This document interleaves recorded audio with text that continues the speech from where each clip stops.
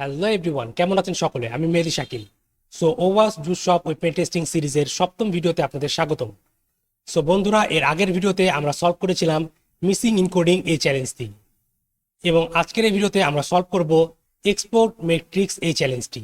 এটি হচ্ছে sensitive data exposure এই ক্যাটাগরির একটি ভেরিয়েবিলিটি, যার মাধ্যমে আমরা একটি সেন্সিটিভ ইনফরমেশন ফাইন্ড করতে পারি।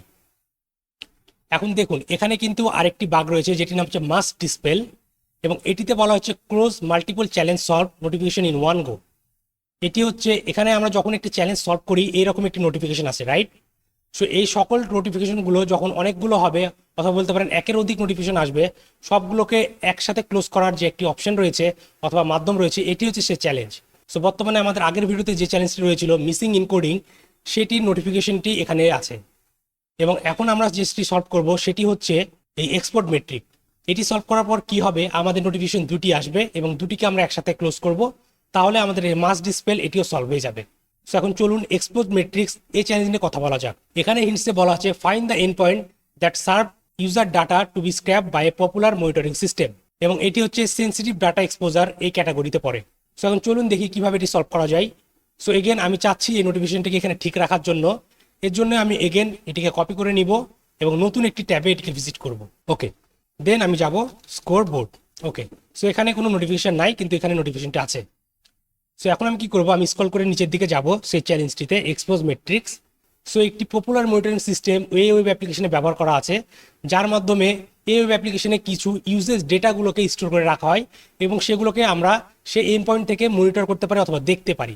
সো চলুন দেখে নিই কিভাবে আমরা এটি ফাইন্ড করতে পারি। সো এখানে একটি লিঙ্ক দেওয়া আছে, লিঙ্কটি আমি ওপেন করি। ওকে, সো এই লিঙ্কটা আমি এখানে ওপেন করলাম। সো আমরা এখানে দেখতে পাচ্ছি প্রমেথেসাস নামে এখানে একটি মনিটরিং সিস্টেম এটি, এবং এখানে এটির বিভিন্ন প্রকার ইনফরমেশন দেওয়া আছে যে কিভাবে এটি রান করতে হয়, ইউজ করতে হয়, এই সকল কিছু।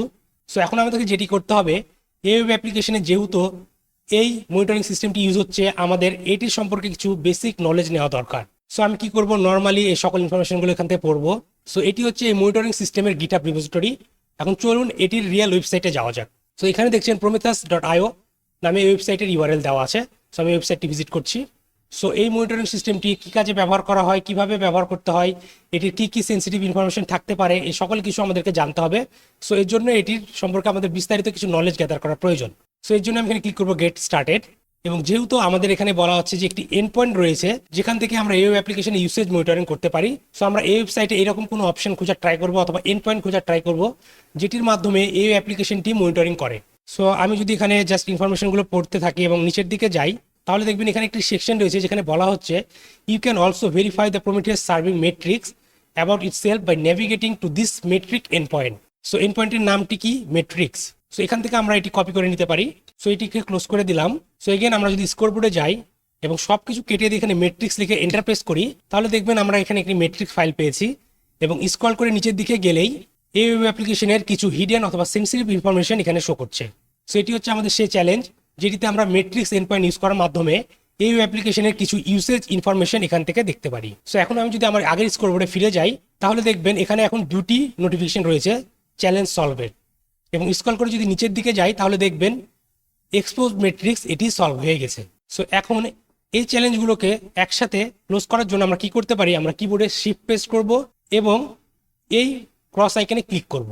তাহলে দেখতে পাচ্ছেন এখানে আরেকটি সলভ দেখাচ্ছে, এবং আমি যদি স্ক্রল করে নিচের দিকে যাই তাহলে দেখবেন মাস্ট ডিসপেল এই চ্যালেঞ্জটিও সলভ হয়ে গেছে। সো বন্ধুরা, এই ছিল আজকের ভিডিওতে। তো আশা করি আপনারা বুঝতে পেরেছেন যে কিভাবে এই চ্যালেঞ্জ দুটি সলভ করতে হবে এবং এক্সপোজ মেট্রিক্স এটি কি।